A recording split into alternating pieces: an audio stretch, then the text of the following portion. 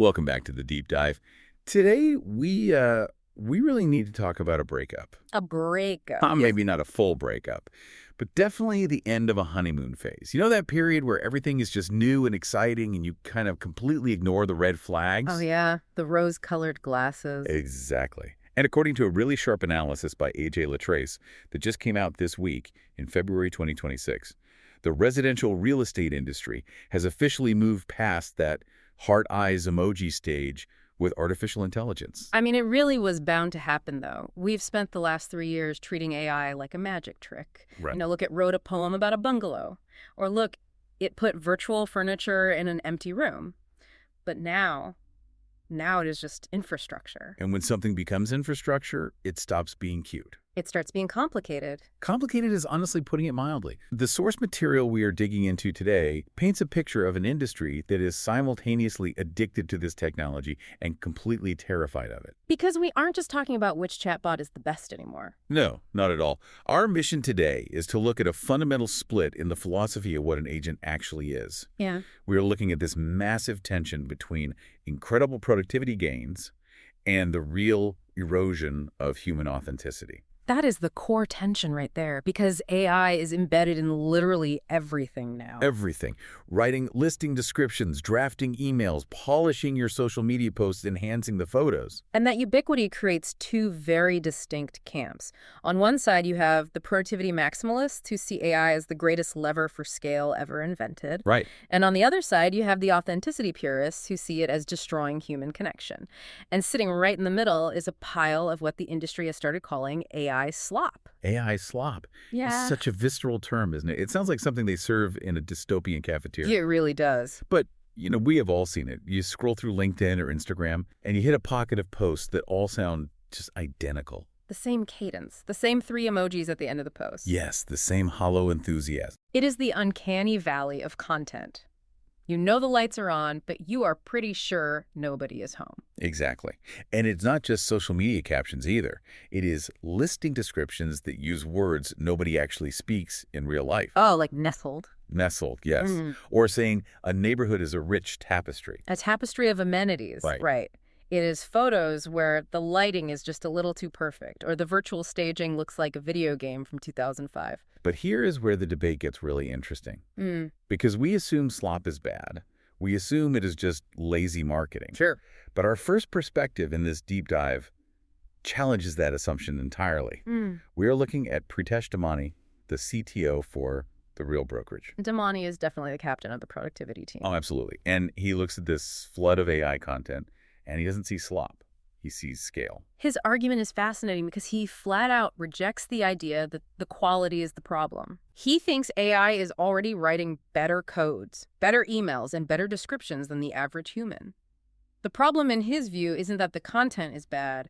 It is just that there's so much of it. He actually used a statistic that honestly stopped me in my tracks when I read it. The coding stat. Yes. He mentioned that in the last 8 months at the Real Brokerage, 98% of the code produced was generated by AI. 98%. 98%. That is effectively the entire engineering output. It is a staggering number. But, we have to be careful how we interpret that stat. How so? Well, it doesn't mean the engineers are fired and the robots just completely took over the servers. It means the engineers stopped being writers of syntax and started being architects of outcome. Ah, I like that framing. Architects of outcome. Right. The AI does the heavy lifting of writing the lines, checking the bugs, and formatting the structure. The human provides the intent. Okay, but code is highly logical. Code either compiles and works or it doesn't. Damani is suggesting that agents should treat their actual client business the exact same way. He does. He uses this analogy of the mechanization of agriculture. Right, the tractor analogy. Exactly. He says, essentially, stop digging the hole with a shovel. Get in the tractor. And if you follow that analogy, the AI slop we were complaining about earlier. No, that is just the exhaust fumes from the tractor. The exhaust fumes. Yeah, it is just the byproduct of massive efficiency. Damani's point is that before mechanization, a farmer spent all day just trying to keep the farm alive through manual labor. Sweating in the fields. Right. But after mechanization, they could manage 10 times the acreage with way less physical effort. So he is telling agents, your job isn't to write the email. Your job isn't to edit the photo. Your job is to close the deal. Everything else is just farming. Exactly. Everything else is farming and you should automate it. I get the logic. Yeah. I really do. Because in real estate, efficiency is money. But I have to push back on this analogy a little bit. Go for it. Real estate isn't corn. Corn doesn't need to feel heard by its agent. Corn doesn't have anxiety about fluctuating interest rates or getting into the right school district. That is a very fair point. If you mechanize the interaction with a client to the point where they are just a row of crops to be harvested, don't you lose something vital in that transaction? You absolutely do. And that is exactly where the friction in the industry lies right now. Because Damani has this mantra for agents. His advice is to replace yourself actively while you're in control. Replace yourself actively. It's a bold strategy. Very bold. But if you follow that and you replace yourself in the email, and you replace yourself in the bio, and you replace yourself in the market analysis. At what point does the client realize you aren't actually there at all? Precisely. It is basically saying fire yourself before the market fires you. But this is where the pendulum swings back in our source material. Yeah. Because while Damani is shouting, get in the tractor, we have Holly Mabry from AkeXP Realty shouting, wait, is that Milli Vanilli? I love that she went there with that comparison. It is so good. For anyone who missed the late 80s or the VH1 specials, Milli Vanilli was this massive pop duo. They had the look, they had the move, they even won a Grammy. And then it turned out they were lip-syncing the entire time. The whole time. They were the face, but they were not the talent. And Mabry is arguing that agents are essentially turning themselves into Milli Vanilli. Yes. Think about it from the consumer side. If I hire you to sell my house, I am hiring you. I am hiring your local expertise, your specific voice, your ability to negotiate across the table. Right. You are buying the person. So if I find out that your witty market update was written by ChatGPT and your heartfelt bio was generated by Claude and your listing photos were enhanced by some algorithm, I feel duped. Because it is an illusion. Exactly. It is not about whether the marketing was quote-unquote good. It is about whether it was real. It is the betrayal factor. You know, Girl, You Know It's True was a catchy song. People genuinely loved it. But when they found out Rob and Fab didn't actually sing it, the career was instantly over. It evaporated. And Mabry is warning that agents are setting themselves up for that exact same collapse. If your entire online persona is outsourced to a machine, you are building a brand on quicksand. And this isn't just a philosophical debate about authenticity either. This is hitting the operational level right now. The source mentions that XP Realty has actually updated their listing agreements to include AI disclosures. See, that is huge. That moves the conversation from, hey, here is a best practice, to this is a contractual obligation. Right. What does that actually look like in practice? Sign here to acknowledge my robot might sell your house. Basically, yes. It is a trust but verify approach. They are explicitly disclosing that AI might be used in marketing materials. Which is smart. Very smart. And they are actively training agents on how to handle photo enhancement so they don't accidentally misrepresent a property. Because that is a real danger. Absolutely. They are anticipating new regulations. The source specifically references California regulations that are coming down the pipe, and AkeXP is trying to get ahead of it. The whole goal is just people should know what's real. It is the Instagram versus reality problem, but with hundreds of thousands of dollars on the line. You cannot just filter a house until it looks like a palace if the roof is actually caving in. Precisely. Mabry's core argument is that while AI can simulate competence, it cannot simulate care. Simulate care. Wow. And in a high-stakes transaction, care is exactly what people pay for. If you mechanize the care, you are just a vending machine, and nobody pays a vending machine a 2.5% commission. So we have the efficiency camp saying automate everything to survive, and the authenticity camp saying keep it human to survive. But there is a third door here, and honestly, it is the one that keeps me up at night. Oh, the liability side. Yes. It is not about whether the content is annoying or fake. It is about whether it is legally dangerous. This is where Wendy Gilch from the Consumer Policy Center enters the analysis. She completely shifts the conversation from marketing to liability. Because it is one thing if an AI writes a cheesy Instagram caption with too many emojis. Right. That just hurts your pride. Exactly. But it is a completely different nightmare if an AI drafts a clause in a purchase contract. And the terrifying part is people are actually doing this.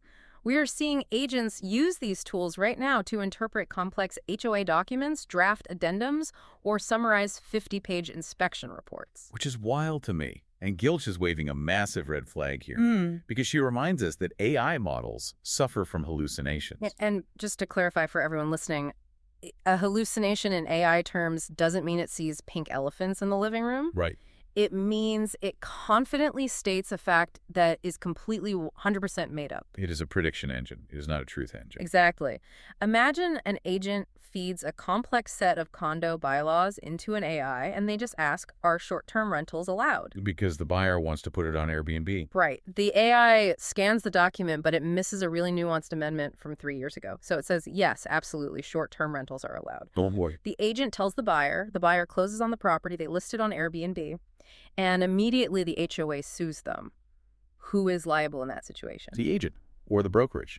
Exactly. Gilch asks the question, at what point are you using that, instead of a lawyer knowing that it's not always correct? If you are relying on a tool that creates fiction, even 5 or 10% of the time you are playing Russian roulette with your real estate license and your client's money.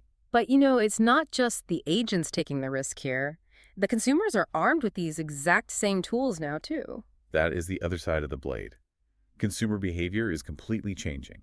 Buyers are going straight to chatbots before they ever even speak to an agent. They are typing in things like, what is a fair price for a 3-bedroom in this specific neighborhood?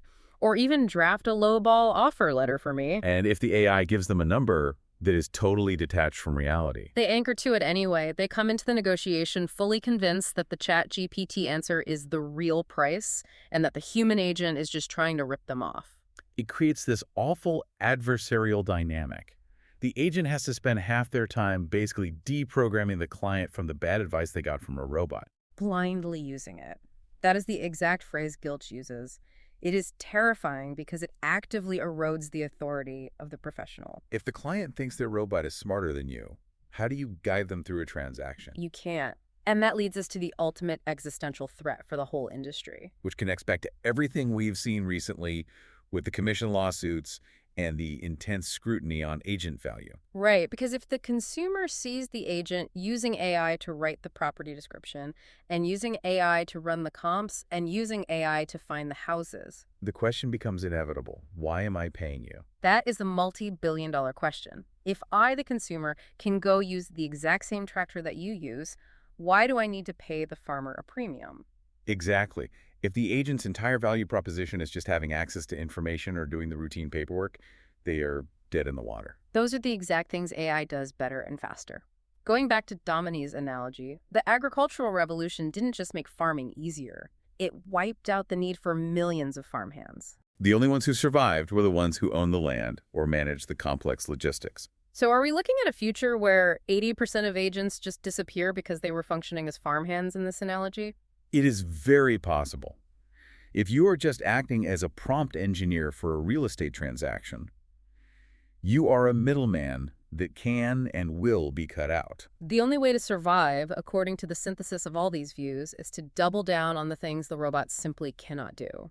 The emotional management of a stressed-out buyer. The nuanced negotiation where you read the room. The ethical guardianship of the contract. Exactly. Wendy Gilch actually ends the analysis with a future regret scenario that I think is incredibly powerful for anyone listening to ponder. Yeah, she asks if in 10 or 15 years we are going to look back at this exact moment, this Wild West phase of AI adoption, and think to ourselves, we probably should have done this differently. It really feels like we are in that precarious phase right now where we are letting the technology completely dictate the terms of the industry. We are just so excited about the productivity leaps, the 98% of code being written, the instant marketing emails. We aren't stopping to ask if we are breaking the fundamental foundation of trust.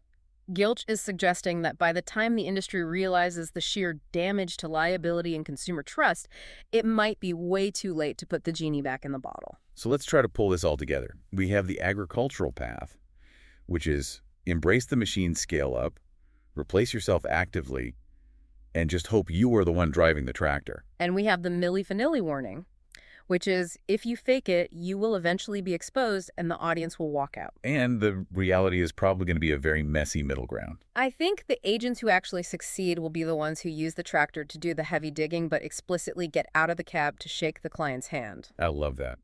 They will use AI to handle the slop work, but they will never let AI handle the trust work. That is the line right there. You can outsource the task. You cannot outsource the responsibility. Perfectly put. The moment an agent tries to outsource the responsibility, whether it is to an automated photo editor or a contract drafter, that is the exact moment they lose their value. It really makes you rethink the definition of service in the 2020s.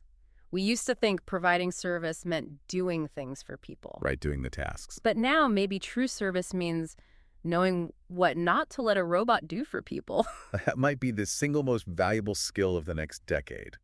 Restraint. Just because you can generate it doesn't mean you should. A profound lesson for real estate, and honestly, probably a lesson for the rest of us too. We are definitely going to keep watching this space because if the honeymoon is over, the real work of the relationship is just starting. And that is usually where the most interesting stuff happens anyway. Very true. Thanks for diving in with us today. We will see you next time.